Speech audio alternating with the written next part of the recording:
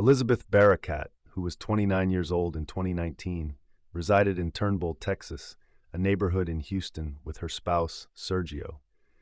In 2015, they tied the knot approximately 4 years prior and 2 years following their marriage. They thus purchased a home together in 2017 in the Princeton Place neighborhood on the 8600 block of Cedar Walk Drive, which was reportedly a very peaceful street. Truly, not a single car passed on that roadway. It appeared to be a very soothing area to live because it was peaceful and quiet.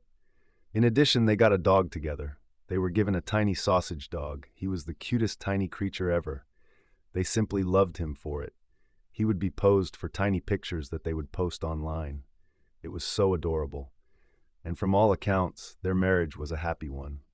They seldom ever voiced complaints to one another about problems they were having. They consistently inspired great admiration in the eyes of their friends, family, and workplace for one another. Their friendship was the best. They had a wonderful, happy relationship and enjoyed being married to one another. Sergio expressed how delighted he was in his relationship with Elizabeth. They both had similar interests and obsessions, so they truly believed they were best friends. For example, they were both huge fans of Star Wars and Harry Potter, and they would frequently dress up in cosplay at conventions and other events. And it was during one of these gatherings that Elizabeth and Sergio actually got to know one another. Both of them joined the local 5 First Legion, a group of Star Wars enthusiasts who dress up as various characters, mostly stormtroopers, and Elizabeth was regarded as exceptionally kind by friends and family because she was a deeply compassionate individual who genuinely wanted to see others happy.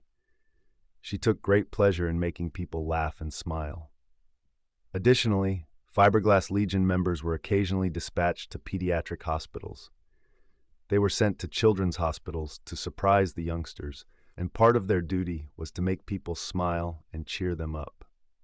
Elizabeth also became engaged with the Make-A-Wish Foundation as a result of this, which is incredibly wonderful.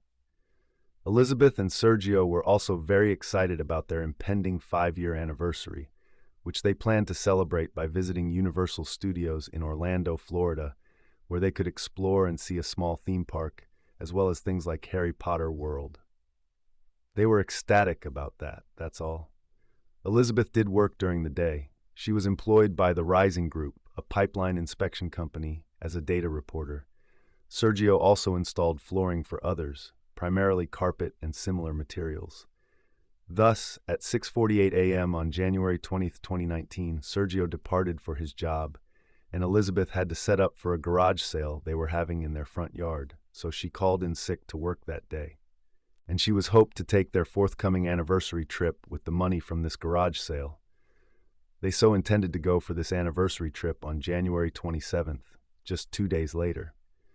Robert, Elizabeth's father, said that Elizabeth had already prepared her suitcase for the journey. Other than a few coworkers, acquaintances, and family, no one else knew about this trip, so she was incredibly delighted. That concluded things.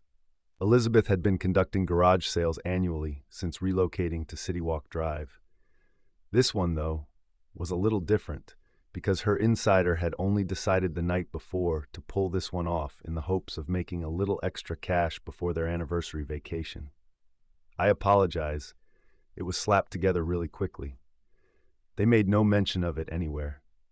Nothing about it was posted on social media or the internet. The morning of the garage sale on that Friday was the only thing they did to promote it. Elizabeth simply got up, went outside, and put up a few signs around her block before calling it quits.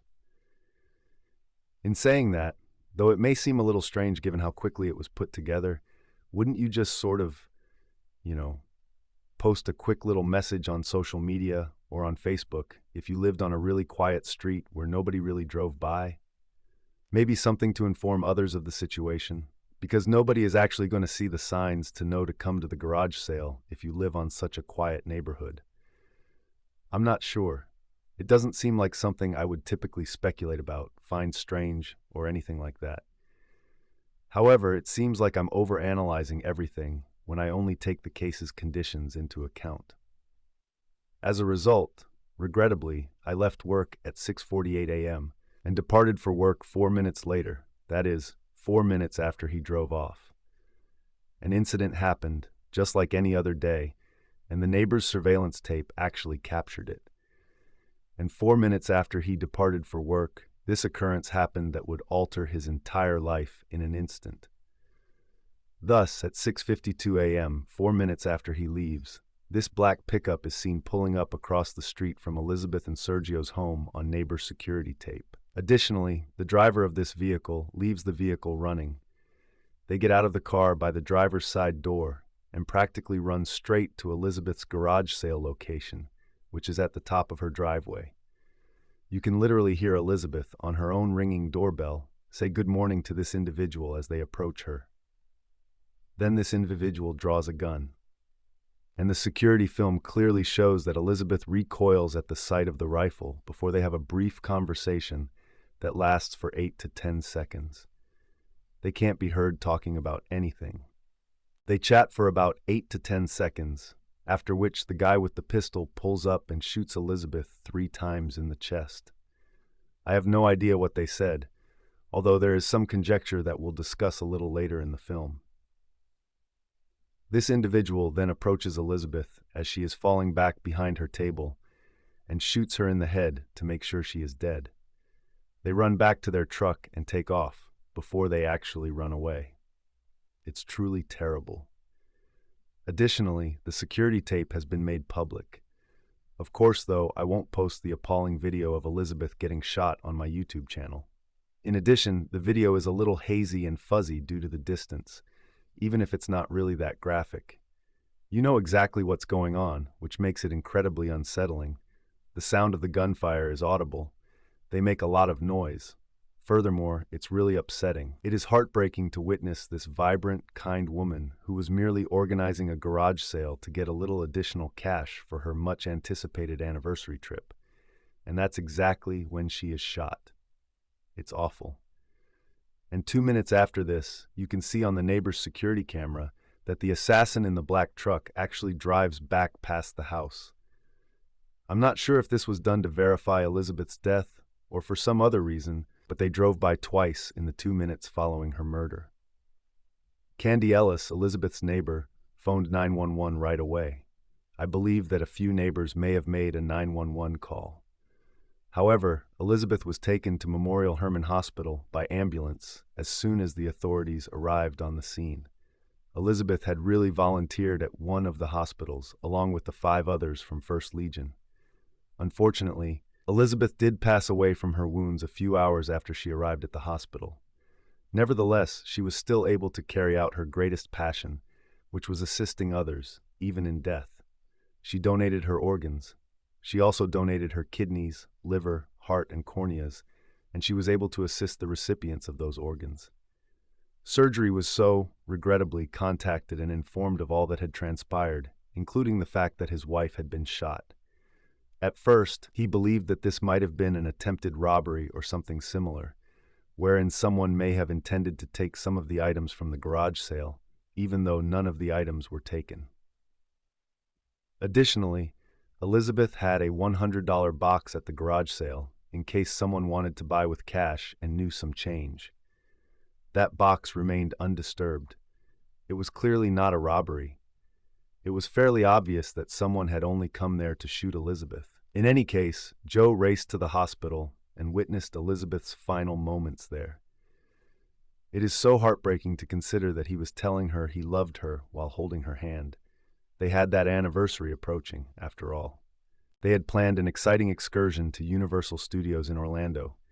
He thought she would merely be conducting this garage sale at home to get a little extra cash for that vacation, so he departed for work. But his wife was murdered and killed 4 minutes after he left for work. It really is that horrifying. Now the whole neighborhood, including Elizabeth's and Sergio's neighbors, was in disbelief. Some of the neighbors were interviewed, and they were inconsolable and perplexed as to how anything like this could occur, particularly for Elizabeth, who wasn't known to be the kind of person who had enemies or people who wanted to harm her. And even those who were unfamiliar with Elizabeth found it hard to believe that such a thing could occur in this peaceful neighborhood while this woman was merely, preparing for a garage sale. Because it was such an arbitrary attack, many in the community felt as though they might be in danger. They were clueless as to who would be motivated to take such an action, and for all they know, it might have been a well-timed attack. Therefore, it's possible that a stranger observed Elizabeth there and chose to take advantage of the situation to murder her, and anyone may actually experience it. Elizabeth held a vigil on her driveway a few days after the shooting, where friends, family, and co-workers gathered in her front yard to pay tribute and express their grief. Elizabeth clearly liked Harry Potter and Star Wars, so they all carried a toy wand or lightsaber with them that they lifted in her honor. It was also a very kind way to pay tribute to her. Hence, the Harris County Sheriff's Department immediately began to conduct the investigation. Naturally, they began by barricading off the area where the crime scene was located. Thus, the front yard, Elizabeth's house, and the location of the garage sale. The absence of shell casings was the first thing they saw, which made them think the perpetrator had used a revolver. Revolvers don't leave shell casings behind. Due to the lack of forensic evidence and the absence of shell casings, the case proved to be extremely challenging to investigate. Additionally, there was no DNA, hairs, fingerprints, fibers, or anything else. Nothing was present. Although there were some rumors that the gunman might have given Elizabeth something before shooting her, the police have not confirmed this information. Therefore, I'm not sure if this is accurate or if investigators are merely hiding it for the time being while they conduct their inquiry. Naturally, the next course of action was to go ask Sergio if he knew of anyone who would have wished to do something similar, and he did. Additionally, they questioned friends, family, and neighbors, but none of them were able to identify any possible suspects or provide an explanation for why someone would wish to harm Sergio or Elizabeth. All of the people who knew Elizabeth and Sergio characterized them as being perfectly normal, and they struggled to find any possible motivation or connection to the couple's acquaintances and relatives. Their relationship was fantastic. Elizabeth in particular was praised for being such a compassionate and nice person. As a result, no one could imagine somebody wanting to harm her or a reason why they would want to do this. After questioning several neighbors, they discovered the existence of the surveillance tape and were able to compile a timeline of the attack. Unfortunately, the video was quite hazy and indistinct, and it was also very far away. Thus, they were unable to discern any information about the assailant. Nevertheless, given their height in relation to Elizabeth and their seemingly feminine gait, they did come to the conclusion that the object was female. In addition, the gunman seems to be dressed in a frock, trench coat, robe, or something similar, which, in my opinion, further enhances the image of a woman. However, many individuals think that this might have been a disguise or something to draw attention away from the true identity. Perhaps it was a man disguised in a robe or a dress to confuse investigators. I'm not sure. It's really perplexing. And it's most likely because of the video that nobody has been able to identify the gunman in the previous 2 years. 3 is now 3. Additionally, they were unable to pick up a license plate or other similar object. It was impossible for them to determine whether the truck contained multiple individuals or anything similar. The only information available to them was that the assailant was operating a 2013 four-door Nissan Frontier. Oops. A Nissan Frontier, so the Americans don't get furious at me, even now. In a video I posted almost 4 years ago, I mentioned the word mission, without making it clear that's how we pronounce Nissan in Australia. I still receive comments on that video. You are aware of the minor, then? In any case, there was a previous 4X sticker on the side of the truck the attacker was driving. And from the security footage, that is essentially the only distinguishing characteristic they could find. Neighborhood residents were questioned by investigators to find out whether they knew the driver of this car or anyone else who drove a car like it. Additionally, this car had never been seen before. However, they did notice from the video film that the day before the shooting, this very car had drove down the street, past Elizabeth, and into your home. And the morning of the shooting as well, before the surgeons had left for their jobs. Thus, it appears that they were merely scouting the area to choose the ideal time to carry out this act. Additionally, as I previously stated, this automobile passed by twice more in the 2 minutes following the shooting, which prompted authorities to surmise that Elizabeth had perhaps been hit and that the hitman had driven by again to confirm her death. Furthermore, they think that this individual acted alone because, as I previously stated, they exited the driver's side of the vehicle. This doesn't make sense if you're trying to make a quick getaway with someone else. It would make more sense to simply jump out of the passenger seat, carry out your crime, then jump back in and have the individual drive off right away. Robert, Elizabeth's father, was introduced at a press conference hosted by Houston Crime Stoppers a few days following the shooting, along with Burkhart. And he remarked, "My daughter Liz healed and cheered everyone around her, even complete strangers, throughout her life. And it was obvious that they were both in complete shock. It was never our dream to be without her. We never will, and we still cannot. Please come forward if you know anything. We would appreciate hearing from you. Someone who can hear our voice. By doing this, we can make sure that the murderer is held accountable for their acts and that no more innocent lives are taken." During this press announcement, Houston Crime Stoppers also announced a $20,000 reward for any information that leads to Elizabeth's attacker's arrest. Elizabeth's friends and members of the Fiberglass Legion really raised and gave this money. And to be honest, that's all there is to know about this situation. It's really not much to go on, which is why this inquiry has been so difficult. So let us discuss a few of the theories now. All right, firstly, there is undoubtedly the doorbell video where Elizabeth says good morning, and then they converse for a duration of 8 to 10 seconds. However, it is not heard. Really lot. What was stated in those 8 or 10 seconds has been the subject of a great deal of conjecture. To be honest, it's a little disorganized. Similar to how some people think they hear a masculine voice, a few people think they hear a woman's voice. There has been conjecture over Elizabeth's knowledge of this individual. Some believe that because Elizabeth greeted the person with a smile on her face, it proved to be her acquaintance. However, because she said good morning in a kind manner, some people assume she didn't know the individual. Since my friend wouldn't be saying good morning if she happened to drop by my garage sale, I lean towards thinking that she didn't know them. That seems so unbiased. Saying hello and how are you? As in, why are you in this place? By the way, she says good morning and thanks for coming. It just seems so impersonal, you know? Simply put, you're giving a random visitor who looks at part of your work a grade. For that reason, I lean towards thinking that she was unaware of this person's identity, at least initially. Thus, some people think they hear the murderer threaten to kill them. Following that, they provide a brief explanation of why they want to kill her, and after that, some people claim to have heard Elizabeth respond, "No, that's not true."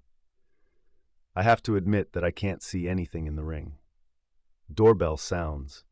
I cannot even make out her saying good morning, much less anything else from the 8 or 10 seconds that they spend speaking, at which time there seems to be disagreement on what she says.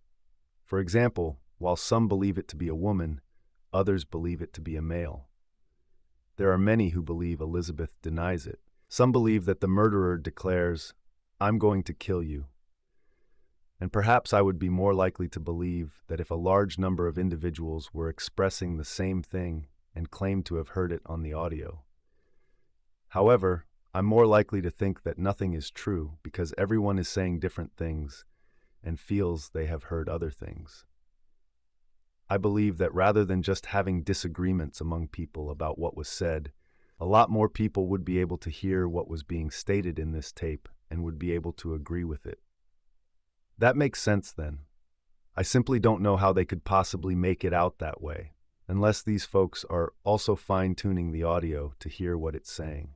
Really only speculating. In my opinion, yes, maybe. I don't think we will ever be able to determine what was spoken in those 8 to 10 seconds until we develop some sort of incredible technology that can actually edit audio records. However, I will say that those who are hearing Elizabeth remark, "No, that's not true," are undoubtedly supporting our initial theory, according to which Sergio was either the perpetrator or at least partially to blame. Many have therefore conjectured that Elizabeth and Sergio may have been having an affair, and that the murderer was either Sergio's boyfriend, who was enraged after learning about Elizabeth and desired Sergio, or herself. It's possible that Sergio and his partner plotted Elizabeth's murder in order to be together. Alternatively, Elizabeth might have been involved in a romantic liaison, and perhaps when the man she was seeing realized what was going on, his wife became enraged and jealous, killing Elizabeth. Some have speculated that Elizabeth would have said, "No, that's not true," if the wife of the person she was having an affair with had approached her and said, "You're having an affair with my husband." Even yet, what if Sergio's partner had come out and admitted, "I'm with Soji here, I'm having an affair with Sergio"? She responds, "No, that's not true."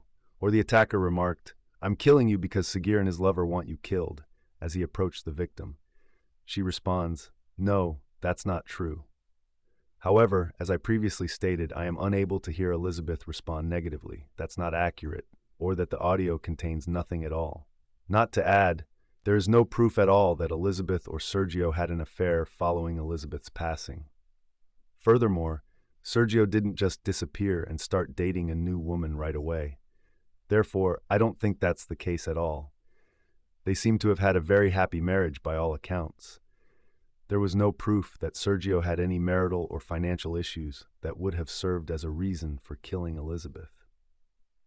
Even the police have publicly stated that they were unable to locate any proof that Elizabeth or Sergio had an affair. Additionally, after searching through both of their phones, the cops discovered nothing related to an affair. Furthermore, it goes without saying that cops have access to erased software. I'm therefore inclined to think that there is no proof that there was no affair if they are claiming there is none. Furthermore, some people find it odd and convenient that Sergio departed the house just 4 minutes before his wife was wedded, which adds credence to the allegation that he was either entirely or largely involved for her death. In addition, he moved away and sold the house shortly after the murder, telling the press that he was worried about his own safety, which many found strange. However, from a personal standpoint, I think it makes sense. My wife became irate when I said that I wouldn't want to be in the house. If I didn't know who did it, I would worry for my own safety, because what if they wanted to marry me too? However, some believed it to be his attempt at a diversion, a way of saying, I'm scared too. I'm afraid that something similar might happen to me, thus it couldn't be me. Additionally, others claimed that his behavior following the murder and throughout questioning indicated that he was somewhat dishonest, guilty, or something similar. Personally, I don't think that as much as when you look at someone like Chris Walker during an interview, for instance, you kind of immediately think there must be something wrong with this guy, like he really is guilty. However, I don't feel the same way when I watch Sergio in interviews. He seems really saddened, not to mention that everyone experiences grief in unique ways.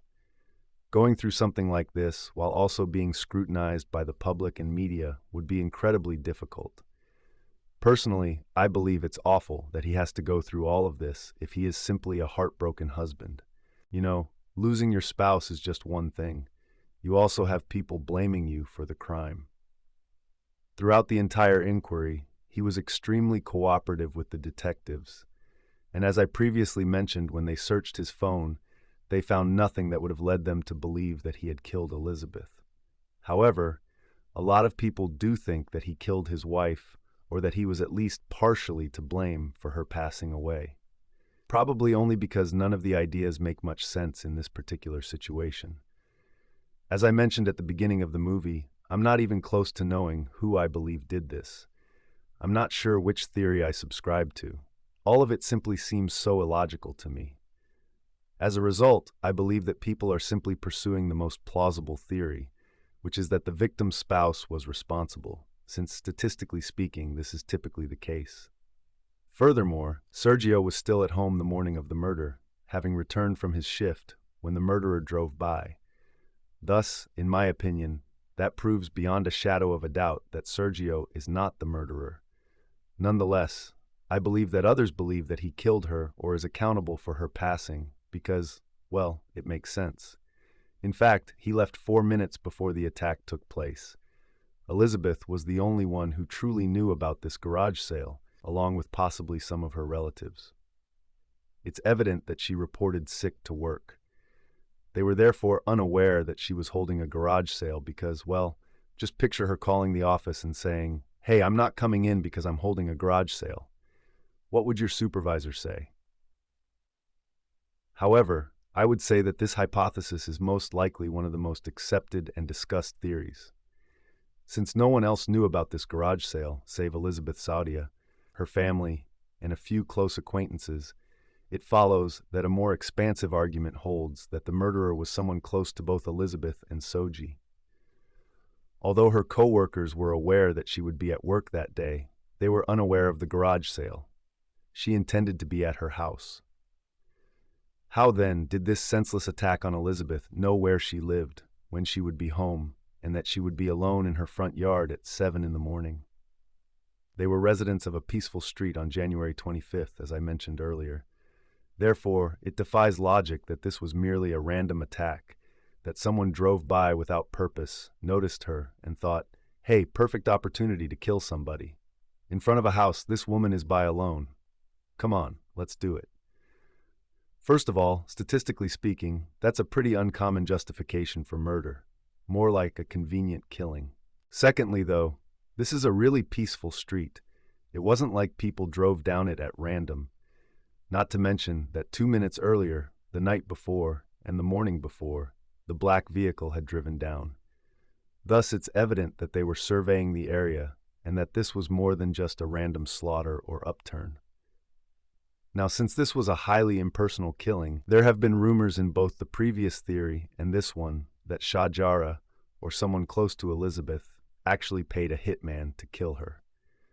Furthermore, it is evident that Elizabeth greeted the individual with a pleasant greeting, even if it seemed like she didn't know them, which makes me think that Sadri wasn't the culprit.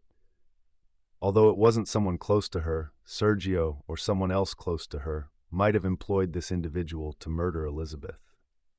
Furthermore, as I previously indicated, this individual clearly scouted the area the night before and the morning of the murder, which is what a hitman would do. Additionally, they passed by 2 minutes after the murder, which some people attribute to the fact that the hitman may not have been very skilled. And they took off in their car. They said, "Yes, it's done," to the person who had hired them. "She's passed away." Then the individual said, "Really? Have you got any evidence? Is she unquestionably dead?" The hitman then drove by once more, either to get a better picture or to simply confirm her death so they could inform their client that, indeed, she had passed away. And the person who hired her killer must have been a friend, a member of the family, or just an extremely inexperienced person, since it seems like a professional hitman wouldn't need to pass by after 2 minutes.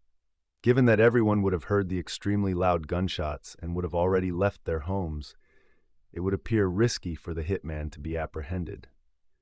They've already made a 911 call.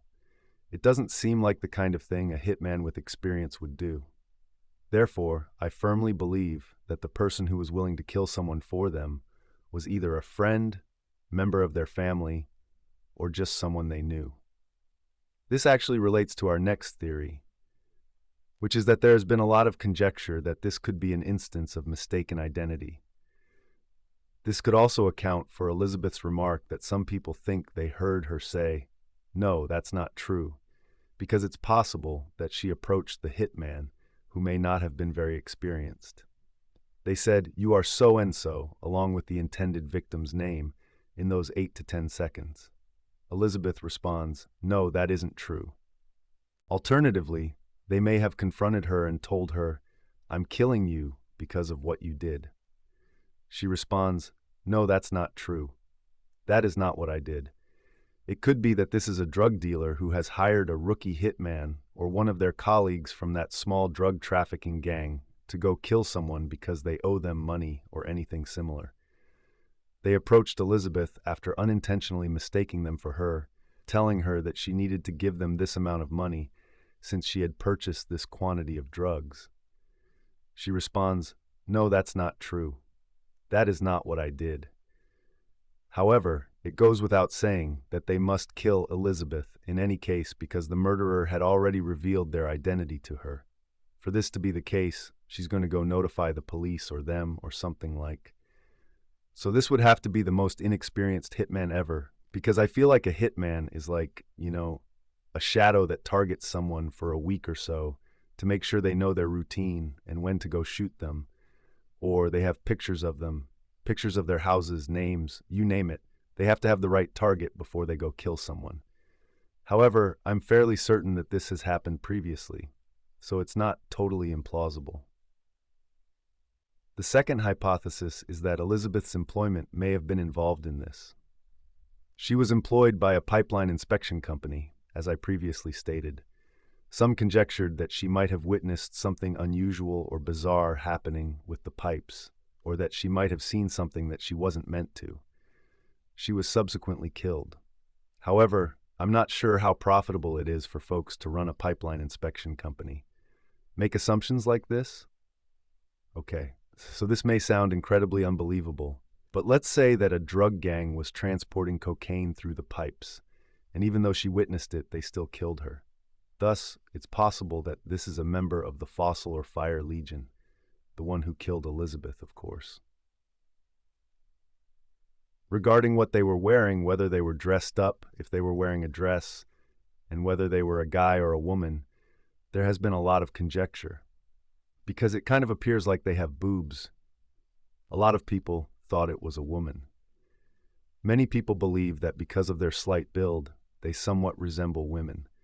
It appears as though they have longer hair and are wearing a dress, long cardigan, or something similar. However, there has been conjecture that they are disguising their identities by donning a dress and wig, concealing the fact that they are male. Additionally, it is evident that members of the Fiber First Legion cosplay and dress up. Thus, they would possess the items and materials required to conceal themselves through clothing. They look like such a fantastic organization, truly. They get dressed up and go cheer people up, brighten their day, assist kids make wishes, and generally make people's days better. However, this organization is made up of a huge number of individuals from all over the world. Yes, that is bound to contain one rotten apple. But to be honest, I have no idea why certain people do what they do. I come from the Fiber First Legion, so it's possible that they did this out of jealousy for her life and her relationship. It was then decided to murder her. I'm not sure. The final theory, however, holds that this was merely a chance attack. Simply put, it was a premeditated murder. When this person saw her there while driving by, they shot her. I find this completely nonsensical. The murderer knew exactly what they were doing, and as soon as they saw her and realized what had happened, they got out of their car, ran up to her, shot her, and fled. This was the night before the murderer had driven past the morning before it occurred. After that, they drove by to confirm her death. I don't think that was a good time to kill someone. It appears that someone was scouting the area in order to kill her later when she was by herself.